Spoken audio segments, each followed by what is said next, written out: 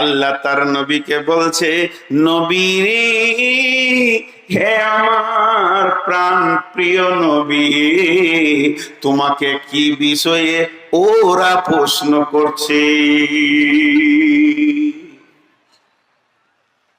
কি বিষয়ে প্রশ্ন করছে গো? বলো। তোমাকে উল্টা পাল্টি করছে। আল্লাযী হুম ফীহি মুখতালিফুন, কোন বিষয়টা নিয়ে ইখতিলাফ করছে, কনফিউশন তৈরি করছে।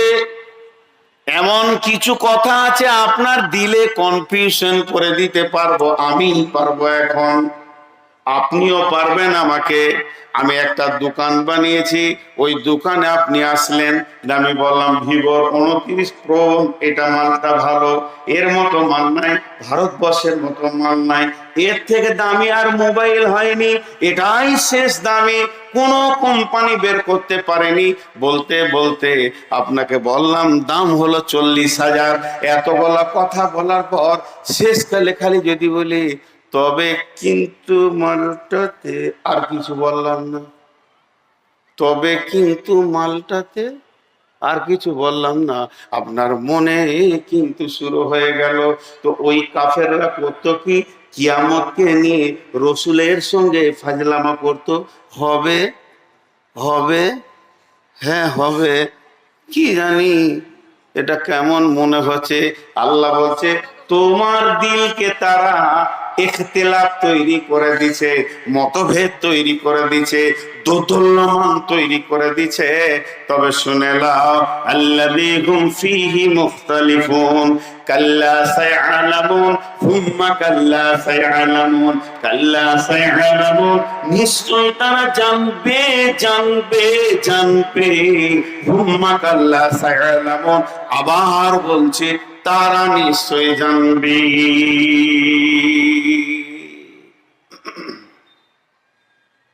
হ্যাঁ, আমার আফসোস। সবাই একবার বলেন আলহামদুলিল্লাহ। কই সবাই বলেননি? সবাই বলেন আলহামদুলিল্লাহ।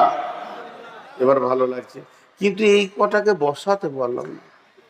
ওরা মানুষ না গরু, না ঘোড়া, না গাধা, না তার থেকেও নিকৃষ্ট কোনো মাল। এরা বসলো না। চামড়া যে কত মোটা।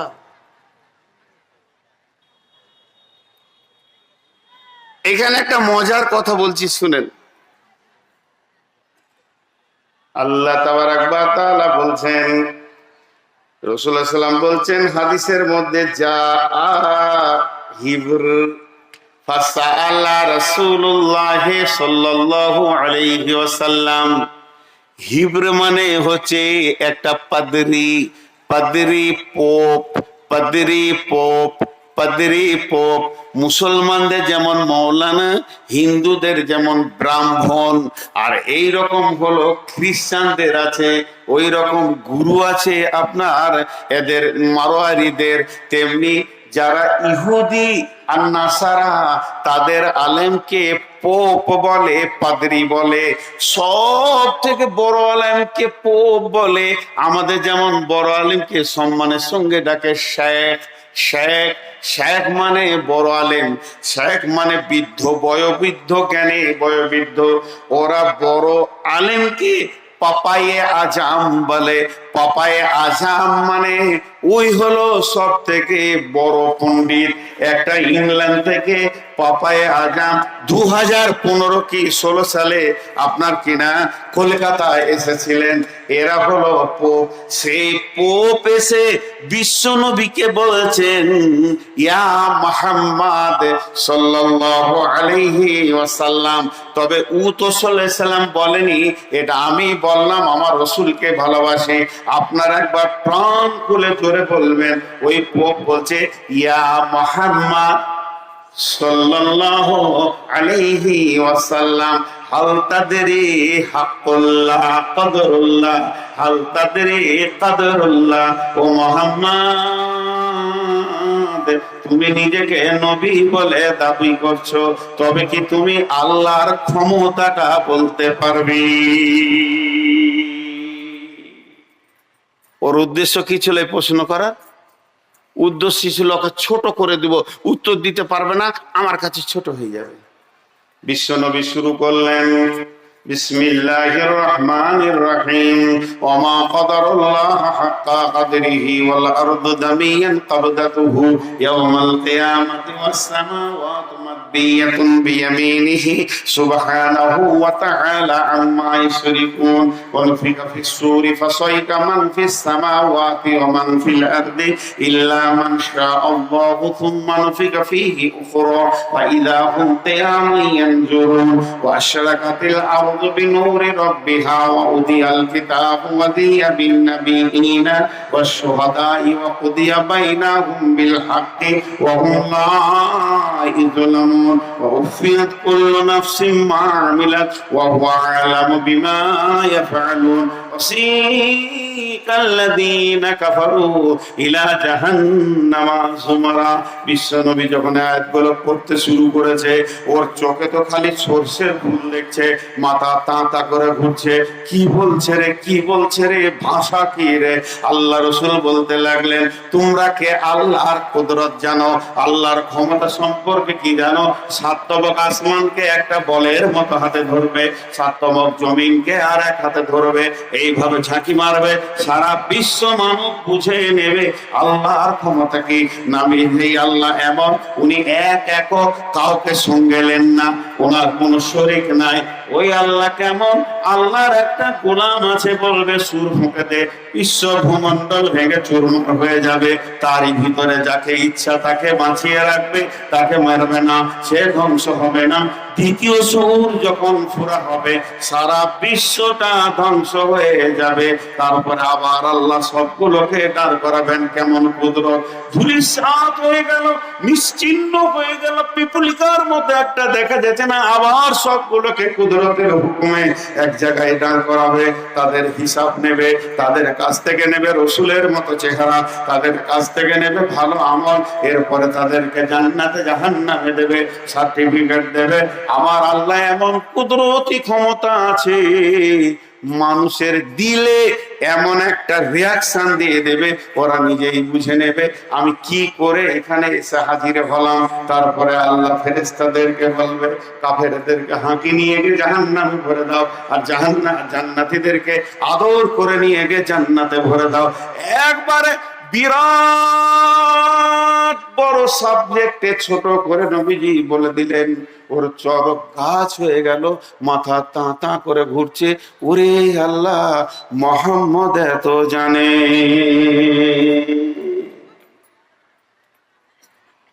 জি ভাই, আমরা নিজেদেরকে ভাবি না। আর দুটো আয়াত বলবো, يسألونك عن الساعة أيان مرساها فيما أنت ذكراها إلى ربك منتهاها। আবার আল্লাহ রসুলকে প্রশ্ন করা হতো, সেই কিয়ামত কবে হবে? ইয়াসআলুনাকা আনিস সাআতি আইয়ানা মুরসাহা, হে নবী বলে দাও কিয়ামত কবে হবে। আল্লাহর নবী বলছেন, যে ব্যাপারে তোমরা জিকির করছো এই ব্যাপারটা এইটা নয়, এই ব্যাপারটা আছে ইলা রাব্বিকা মুনতাহাহা, এটা কবে শুরু হবে তো রবের কাছে আছে ডেট, তারিখ, সময় নির্দিষ্ট করা আছে।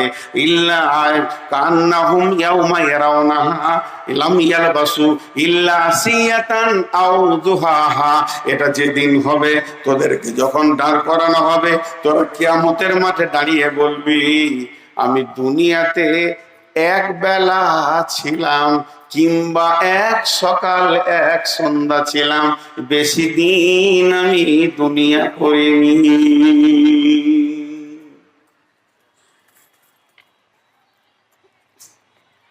সূরা মুলকের ভিতরে বলছেন, ওয়ায়াকুনা মাতা হাযাল ওয়াদু ইন কুনতুম সাদিকিন। কুল ইন্নামাল ইলমু ইনদাল্লাহি ওয়া ইন্নামা আনা নাযীরুম মুবিন। হে নবী, তুমি বলে দাও কিয়ামত কবে হবে। নবীজি বলছেন, না, এটা আমার বলার বিষয় নয়, এ বিষয়টা আল্লাহর কাছে রয়েছে। আমি শুধু তোমাদেরকে ভয় দেখানোর জন্য এসেছি, আমি নির্দিষ্ট কিয়ামতের ডেট নিয়ে তোমাদের কাছে আসিনি। ইন্নামা আনা নাযীরুম মুবিন, নিশ্চয় আমি তোমাদেরকে প্রকাশ্য ভয় দেখাবো, যাতে করে তোমরা ভীতু হয়ে যাবে। সেই দিনের জন্য প্রস্তুতি নেবে, মাল রেডি করে রেডি হয়ে যাবে, যেহেতু কিয়ামত হবেই।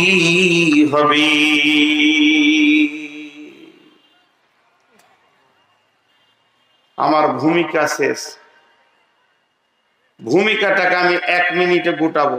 1 মিনিট লাগবে না, 30 সেকেন্ড। এতক্ষণ আমি যা বললাম তাতে করে একটা বহির প্রকাশ হলো, কিয়ামত হবেই। এতক্ষণ আপনাদের সামনে আমি যা বললাম তার টোটাল একটা অঙ্ক দেখা গেল, অ্যামাউন্ট পাওয়া গেল, কিয়ামত হবেই, এই জিনিসটা পাওয়া গেল।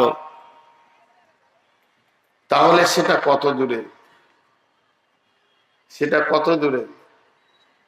বিশ্বনবী এত দূর বলেছেন, বারটা থাকবে শুক্রবার, যেদিন ইসরাফিল সুর ফুঁকবে, বারটা থাকবে শুক্রবার। যেদিন ইসরাফিল সুর ফুঁকবে, মাসটা থাকবে মুহররম মাস। মুহররম মাসের 10 তারিখে শুক্রবার, সেই দিন কিয়ামত শুরু হয়ে যাবে। কিয়ামত যত কাছে আসবে, মানুষের ভিতরে তত ব্যস্ততা বেড়ে যাবে। মানুষ একজনও চুপচাপ বসে থাকবে না, বসার সময় থাকবে না।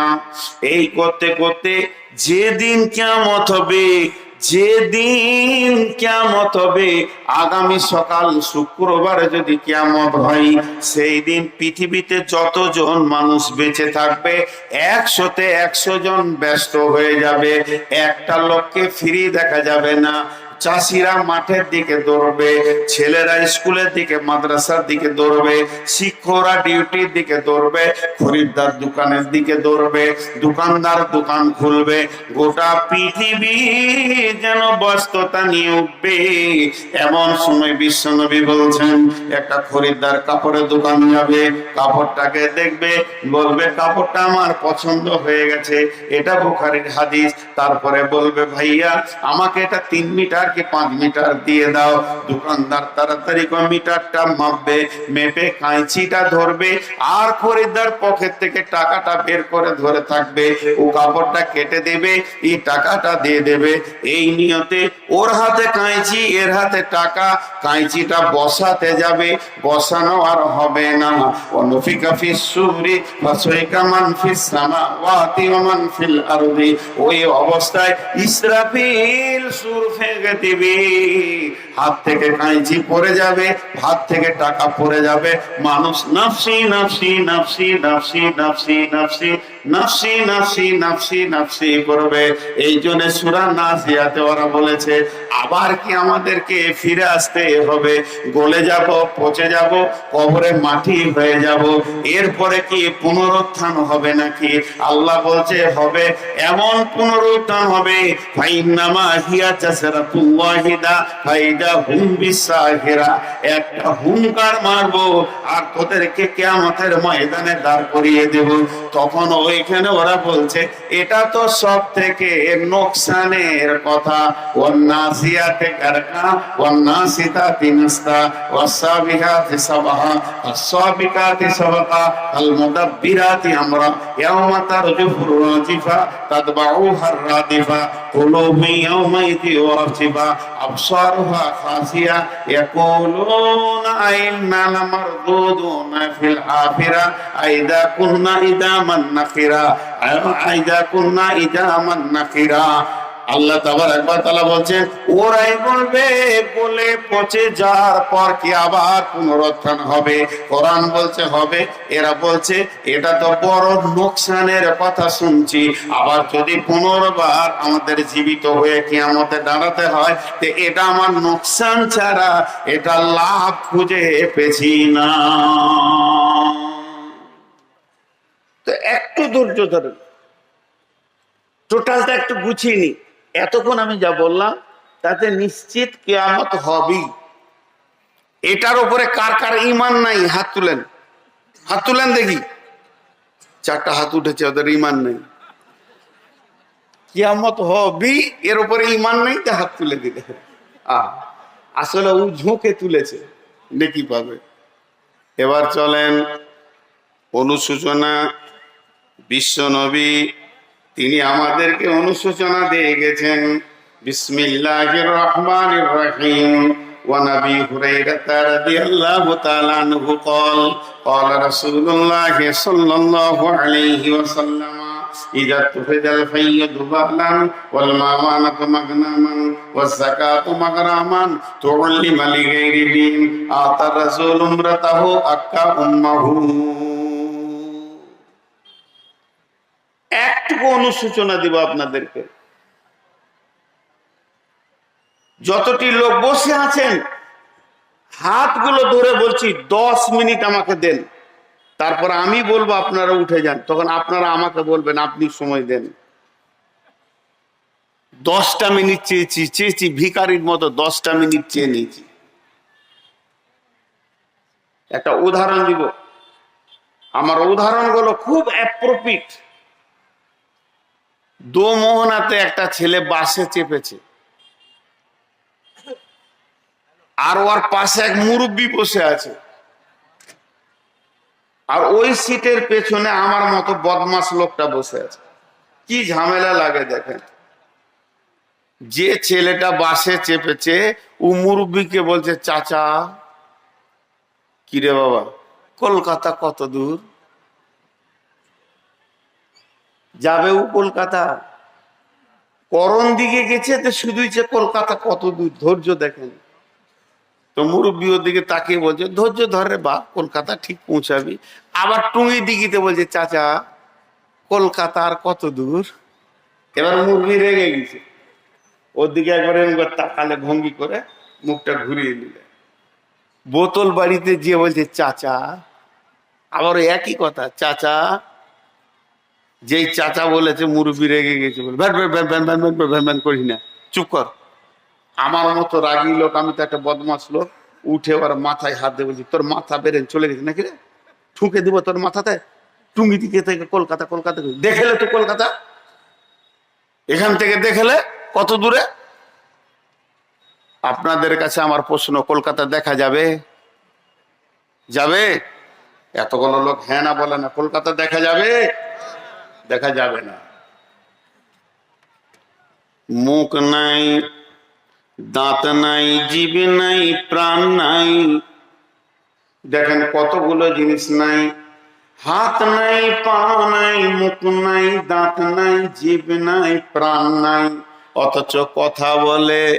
অথচ কথা বলে, আপনাকে ভালো ভালো জ্ঞান দেবে, কখনো হাসাবে, কখনো কাঁদাবে, সোজা রাস্তা বলে দেবে, সব কিছু বলে দেবে। তাকে বলা হয় নীরব বন্ধু। নীরব বন্ধু। পৃথিবীতে একটা জিনিস আছে, সে আপনার নীরব, তার কাছে কোনো সাউন্ড নাই, অথচ আপনাকে জ্ঞান দিবে, ঘন্টার পর ঘন্টা বক্তব্য দিবে, আবার আপনাকে হাসাবে, কাঁদাবে, ভয় দেখাবে, সব রকম জ্ঞান দেবে। তার নাম হচ্ছে বই, কিতাব। হাত নাই, পা নাই, জিভ নাই, চোখ নাই, প্রাণ নাই। যখনই পাতা খুলবেন আপনাকে পাতায় পাতায় জ্ঞান দেবে, আপনাকে হাসাবে, ভালো জান্নাতের কথা শোনাবে, জাহান্নামের কথা শুনিয়ে কাঁদাবে, কবরের খবর দিয়ে আপনাকে ভয় দেখাবে, আপনার জিন্দেগির রাস্তাটা শুরু হয়ে যাবে। এর নাম হচ্ছে কিতাব, এর নাম হচ্ছে বই। এই বইকে যে বন্ধু করবে তার রাস্তা ক্লিয়ার হয়ে যাবে। তেমনি বন্ধুরে, করণ দিঘি থেকে কলকাতা দেখা যাবে। যদি মগজ ঠিক থাকে, ব্রেন ঠিক থাকে, একবার জানলা দিকে তাকাও, দেখো মাইলস্টোনে লিখে দিয়েছে ইঞ্জিনিয়ার 485 কিলোমিটার। তোমার আর সন্দেহ থাকবে না 378 kilometre, Siliguri 127 kilometre, 120 kilometre, 186 kilometre.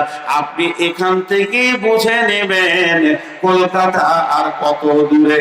দেখতে না পেলেও মন শান্তি হয়ে যাবে। ওই 400টা একবার 100 হয়ে যাবে।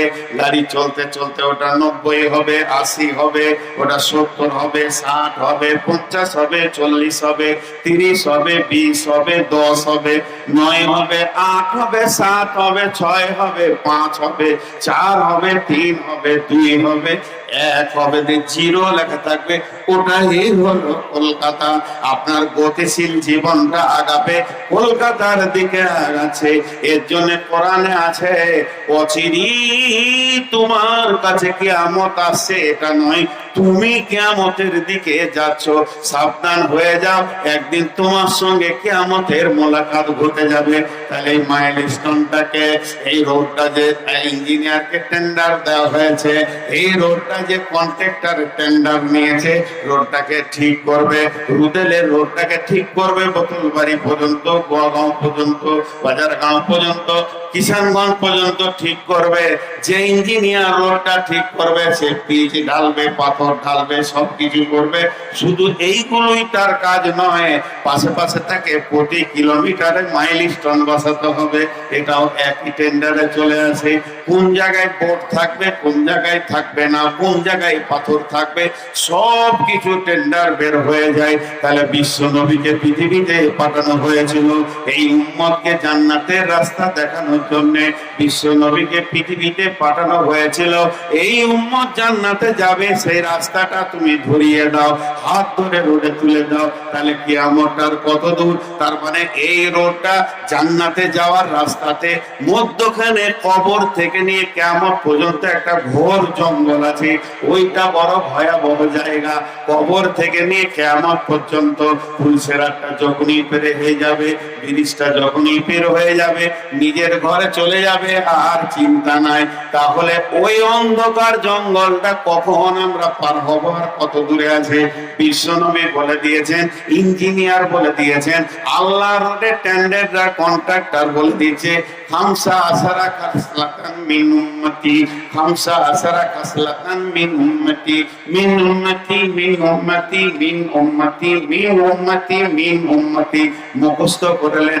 নবীজি বলছেন 15টা জিনিস যখন আমার উম্মতের কাছ থেকে তোমরা পাবে, 15টা জিনিস যখন আমার উম্মতের কাছ থেকে পাবে।